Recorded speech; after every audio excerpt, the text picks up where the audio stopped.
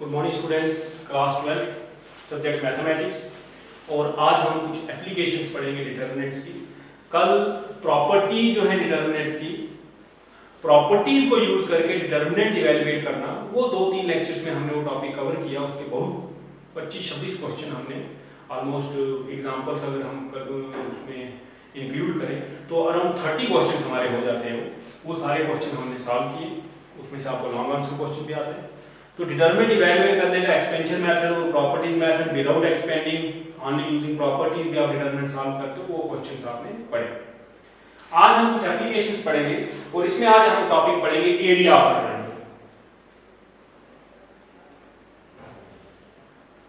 Area of a triangle, एक triangle जिसकी vertices, plane में ट्रायंगल जिसकी वर्टिसेस आपको गिवन हो x1 y1 x2 y2 और x3 y3। तो आपने 10th क्लास की या इवन 11th क्लास में भी कोऑर्डिनेट ज्योमेट्री में एरिया का फार्मूला पढ़ा। वो फार्मूला कुछ आप इस तरह से पढ़ते थे, area of triangle is 1/2 x1 y2 minus y3 plus x2 y3 minus y1 plus x3 y1 minus y2। ये एक्सप्रेशन याद रखना आपके लिए टफ होगा, लेकिन तब आपने डिटरमिनेंट नहीं पढ़े था, आपने इसी फार्मूले को याद किया। आज इस एक्सप्रेशन में कहीं एक y x इधर उधर लिख दिया तो आपके लिए टफ हो जाता है। डिटरमिनेंट से एक ट्रायंगल जिसकी 3 vertices a x1 y1 b x2 y2 and c x3 y3 हो, तो उसका एरिया जो है 1/2 x1 y1 x2 y2 x3 y3 1 1 1। आप इस फार्मूले से फाइंड कर सकते हैं। एक्सपेंड करोगे इसको, आप कॉलम 1 से एक्सपेंड करोगे, ये फार्मूला बनता है। लेकिन पहले डिटरमिनेंट पढ़े ही नहीं तो एक्सपेंशन कहां से आएगी? आज आपको एक्सपेंशन आती तो तब फार्मूला लर्न करने की बजाय आप डिटरमिनेंट में डेल्टा मींस एरिया इज 1/2, ये ट्रायंगल का एरिया है और प्लेन में जो ट्रायंगल है x1 y1 पहला पॉइंट, दूसरा पॉइंट, तीसरा पॉइंट और 1 1 1 करके तीसरा कॉलम कंप्लीट करें, आपके पास 3/3 डिटरमिनेंट बन जाता है। इसको आप इवैल्यूएट करें चाहे प्रॉपर्टी यूज करके या एक्सपेंड करके। जब आप इसको सॉल्व करेंगे तो आपके सामने आपका जो एरिया है वो न्यूमेरिकल वैल्यूज की आ जाएगी। कुछ चीजें जो आपने इसमें याद रखनी है, वो नोट आपने याद रखने हैं। पहला नोट ये है कि एरिया जो है ये एक पॉजिटिव क्वांटिटी होती है, area can never be negative.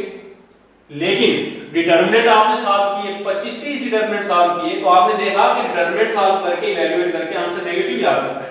तो जब भी आप डिटरमिनेंट सॉल्व करें तो आपने उसमें सिर्फ न्यूमेरिकल वैल्यू लेनी है, साइन को छोड़ देना है। So area is always positive, इस चीज को ध्यान रखना। पहला नोट आपको ध्यान रखना है। आपने फॉर एग्जांपल एक क्वेश्चन सॉल्व किया और एरिया आ गया -4, तो आपने आंसर लिखना है area is equal to 4 square units. Minus को आपने ओमिट कर देना है क्योंकि एरिया नेगेटिव नहीं होता है। दूसरी बात है, इसके कन्वर्स चले अगर नोट 2, इसके कन्वर्स बात करते हैं। कन्वर्स बात यह है कि आपको एरिया गिवन हो, area is equal to 4 square units, और आपको कुछ कैलकुलेशन दी गई हो, डिटरमिनेंट की कैलकुलेशन करो। जब एरिया दिया हो, आपने जब डिटरमिनेंट लेना है तो आपने उसकी वैल्यू फिर दोनों लेनी है, प्लस माइनस। क्यों दोनों लेनी है? क्योंकि चाहे +4 आता डिटरमिनेंट तब भी एरिया 4 ही होना था, डिटरमिनेंट -4 आता तब भी एरिया 4 स्क्वायर यूनिट, क्योंकि एरिया हमेशा पॉजिटिव होता है। तो डिटरमिनेंट सॉल्व करो और एरिया जैसा भी आया आपने पॉजिटिव ही लेना है। और जब एरिया गिवन हो और डिटरमिनेंट की कोई कैलकुलेशन करनी हो तो वो आपने फिर उसकी डिटरमिनेंट की दोनों वैल्यूज लेनी है, पॉजिटिव वैल्यू भी और नेगेटिव वैल्यू। अब बात करते हैं कि इसी फार्मूले को यूज करके हम कोलिनियर पॉइंट्स, 3 पॉइंट्स कोलिनियर हैं, whether they lie on the same line or not, जो पॉइंट्स कोलिनियर हो A, B, C, ये कोलिनियर पॉइंट है, तो इनसे ट्रायंगल कभी नहीं बन सकती। जब ट्रायंगल नहीं बनेगी तो एरिया नहीं बनेगा, एरिया 0 होगा। तो 3 पॉइंट्स कभी भी दिए हो, आपके पास अगर एरिया 0 आया, it means A, B and C are collinear points. तो क्वेश्चन इस तरह से भी आ सकता है, using determinants prove that the following 3 points are collinear. तो आपने डिटरमिनेंट यूज करके क्या करना है, एरिया फाइंड करना है। एरिया 0 आएगा, आपने कहना है पॉइंट्स आर कोलिनियर। सो ये 3 नोट्स मैंने आपको लिखवाए, एक डेफिनेशन लिखाई, इन पर बेस्ड आपकी एक्सरसाइज है, exercise 4.3।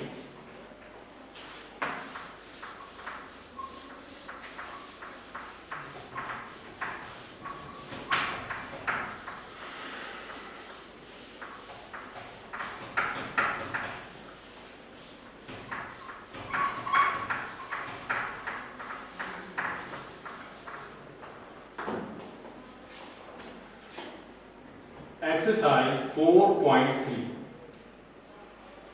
Question number 1. First part. The given points are, नाम डाल देते हैं, A 10, B 60 and C 43. Therefore,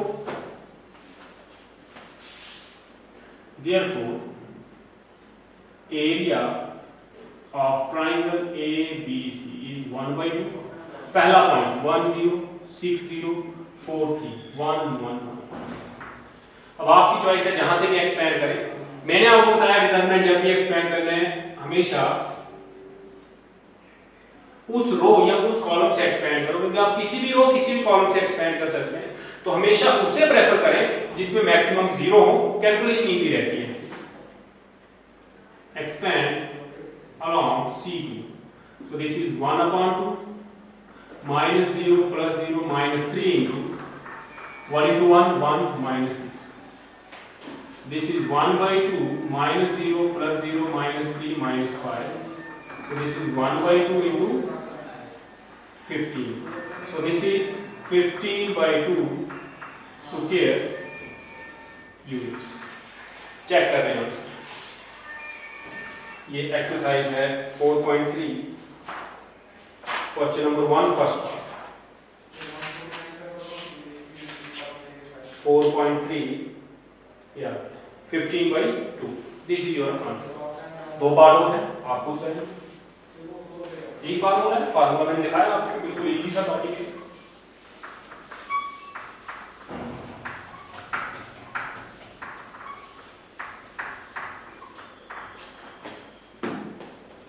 Question number 2.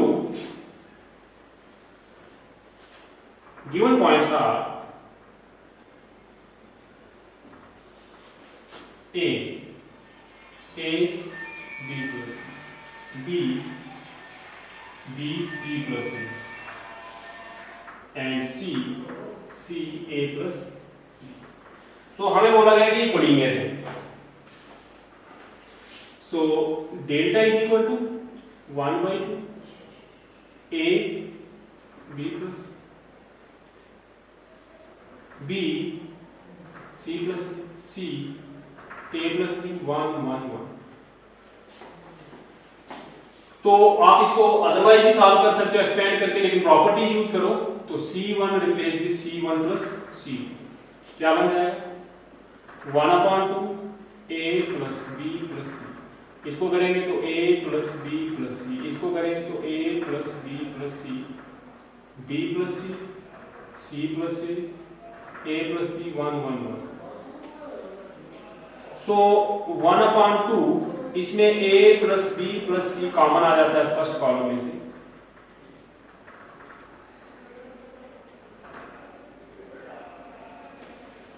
So 1/2 A plus B plus C into 0 because C1 is identical with C। तो आपने properties पढ़ी determinant की, कभी भी दो कॉलम या दो रो आइडेंटिकल हो, कोई दो रो या कोई दो कॉलम, तो डिटरमिनेंट की वैल्यू 0 होती है। So this is 0। Hence A, B and C are collinear points. This is your answer। Check कर, बिल्कुल सिंपल, एक ही फॉर्मूला पड़ा हुआ है, उसके 2-3 नोट्स लिखे हैं, उन्हीं को हम यूज कर रहे हैं। तीसरा नोट मैंने कोलिनियर पॉइंट्स का आपको लिखवाया था।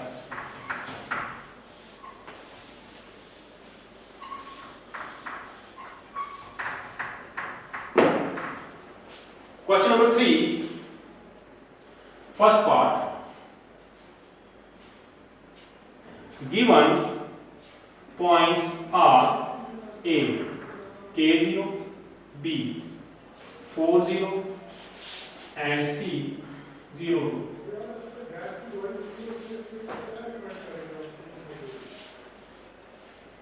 Given area is equal to 4 square units. So this implies delta is plus minus 4.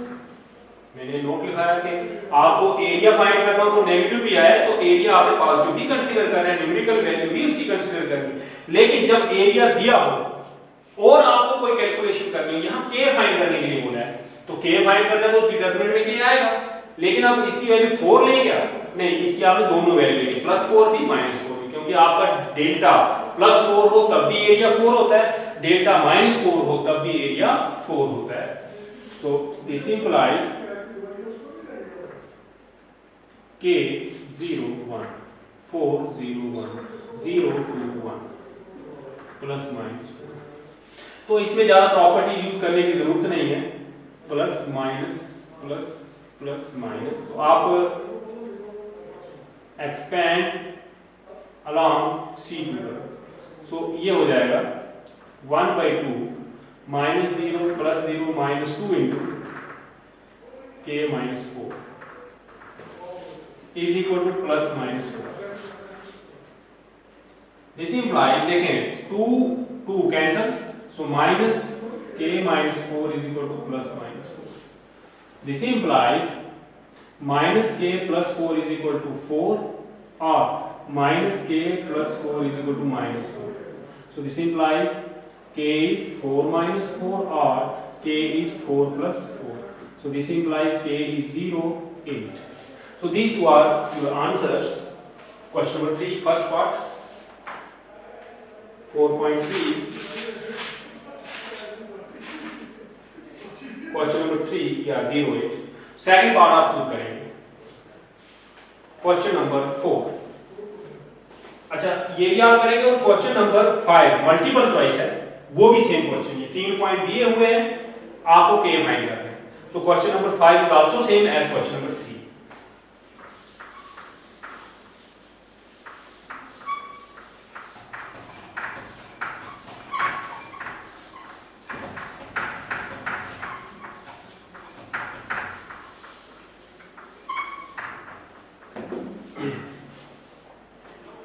Question number 4, first part. You can find the equation of a line joining the points. So given points are A 1 2 and B 3 6. देखिए A और B points हैं, यहां पर suppose करें A है, यहां पर suppose करें B है। आपको इक्वेशन फाइंड करनी है इस लाइन की, तो मैं इसी लाइन पर कोई पॉइंट यहां या यहां एक पॉइंट P X Y ले लेता हूं। तो जब पॉइंट में इसी लाइन A B पर दूंगा तो A B और B तीनों क्या होंगे? लीनियर होंगे। इससे इक्वेशन बन जाएगी। डिटरमिनेंट यूज करके, अदरवाइज इक्वेशन फाइंड करना आपने 11th में सीखा हुआ है। y - y1, इसको x1 y1 रखें, इसको x2 y2 रखें, तो इक्वेशन इस तरह से फाइंड कर लेते हैं आप। y - y1 is equal to y2 - y1 upon x2 - x1 x - ये इक्वेशन आपने 11th में पढ़ी, स्ट्रेट लाइन चैप्टर पढ़ा था, तो लाइन की इक्वेशन आप वहां फाइंड कर लेते हैं। लेकिन 12th में जब आपको क्वेश्चन पूछेगा एग्जाम में, तो एग्जाम में क्वेश्चन पूछा जाएगा using determinants prove that using determinant find the equation of line joining A and B। फिर क्या करोगे? तो डिटरमिनेंट से ही आपने करना है। Given points are this, let P X Y be any arbitrary point on AB, then A, B and P are collinear points. What does it mean? It means delta equal to 0. It means 1/2, 1 2 1, 3 6 1, x y 1 equal to 0. आप property use करना चाहो property use करो, सीधे expand करना है तो वो भी कर सकते हो। Expand along R1 1 6 minus y minus 2 3 minus x plus 1 3y minus 6x is equal to 0. This implies 6 minus y minus 6 plus 2x plus 3y minus 6x 0 into 0. So 6 minus 6 0. This implies minus 4x plus 2y equal to 0. Or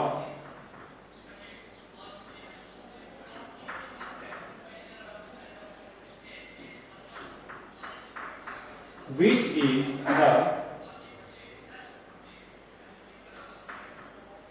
required equation. Check कर लेना answer question number 4 first part या y is equal to x same है r y equal to x कोई फर्क नहीं पड़ता। तो ये एक्सरसाइज के साथ फिनिश हो गई। 3 नोट्स मैंने दिखाए हैं, 3 तरह के क्वेश्चंस इसमें आपको आ सकते हैं। तो आपके लिए कोई नया टॉपिक नहीं था, जस्ट मैंने जो एरिया का फार्मूला आपने एक्सप्रेशन फॉर्म में पढ़ा था वही एरिया का फार्मूला मैंने आपको डिटरमिनेंट फॉर्म में कन्वर्ट करके दिया और डिटरमिनेंट से आपने अलग अलग तरह के इसके क्वेश्चन जो हैं वो सॉल्व किए। आपकी एक्सरसाइज 4.3 जो है वो इसके साथ फिनिश हो गई। कोई अगर प्रॉब्लम हो, ये व्हाट्सएप नंबर है, आप व्हाट्सएप कर सकते हैं। कोई भी प्रॉब्लम शाम के टाइम आप डिस्कस कर सकते हैं। नेक्स्ट टॉपिक आपके डिटरमिनेंट्स करना है, डिटेल इसकी कल पढ़ेंगे, डेफिनेशन पढ़ लेते हैं। Minus and cofactors.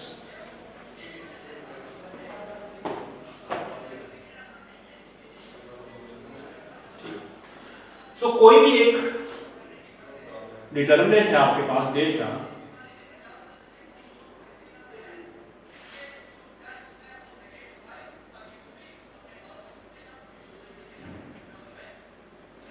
ये अगर डिटरमिनेंट है तो माइनर किसी भी एलिमेंट का आपने फाइंड करना है, उसको हम डिनोट करते हैं minor of A I J element का जो है वो डिनोट करते हैं हम एम आई जी। मीन्स ये एलिमेंट आपका आ गया A11, ये आ गया A12, ये आ गया A13, उसी तरह से बाकी भी जनरल रिप्रेजेंटेशन मैंने आपको बताई।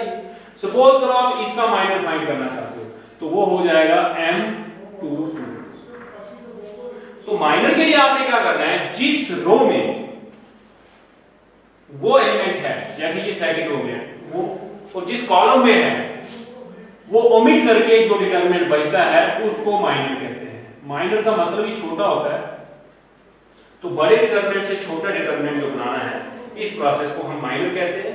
सो सिंपल है, minor of an element A I J is denoted by M I J and is a determinant, minor is a determinant obtained by omitting ith row and jth column, that is the row and column in which aij lies। जिस रो और जिस column में aij लाई करता है उस रो और उस column को आप ओमिट कर दें, उसको छोड़ दें, तो जो डिटरमिनेंट बचेगा उसको हम माइनर कहते हैं। दूसरा है कोफैक्टर। तो कोफैक्टर जो है, क्योंकि C से हम कॉलम डिनोट करते हैं, तो कोफैक्टर aij कोई एलिमेंट है उसके कोफैक्टर को हम aij से डिनोट करते हैं। और बहुत ही सिंपल डेफिनेशन है इसमें भी। इसमें आपने क्या करना है, -1 की पावर i प्लस जे और साथ में m i j minor. Means minor किसी भी एलिमेंट का जो है उसको मल्टीप्लाई करें -1 की पावर i प्लस जे से, मींस या +1 आएगा या -1 आएगा, तो उसको हम कोफैक्टर कहते हैं। एक एग्जांपल से मैं दोनों चीजें आपको समझा देता हूं। माइनर के लिए हम सिर्फ रो और कॉलम छोड़ते हैं और कोफैक्टर के लिए हम उसको -1 की पावर i प्लस j से मल्टीप्लाई भी कर देते हैं। एक रैंडमली मैं कोई डिटरमिनेंट ले लेता हूँ, 1 2 3 5 6 -2 4 7 8। सपोज करो आपको बोला जाता है माइनर ऑफ 6, ये चलो 6 की और कोई लेते हैं -2, माइनर ऑफ -2, सो उसको हम लिखेंगे m23, क्यों? दूसरी रो तीसरा भाग, और वो होगा ये और ये छोड़, मींस 1 3 4 7, तो ये हो गया 7 -12, दैट इज माइनस, ये हो गया माइनस। फिर कोफैक्टर ऑफ -2 हो गया a23, -1 की power 2 plus 3 into 1 into minus m23, so this is -1 की power 5 into -1, so this is 5। इतना सा फर्क होता है माइनर और कोफैक्टर।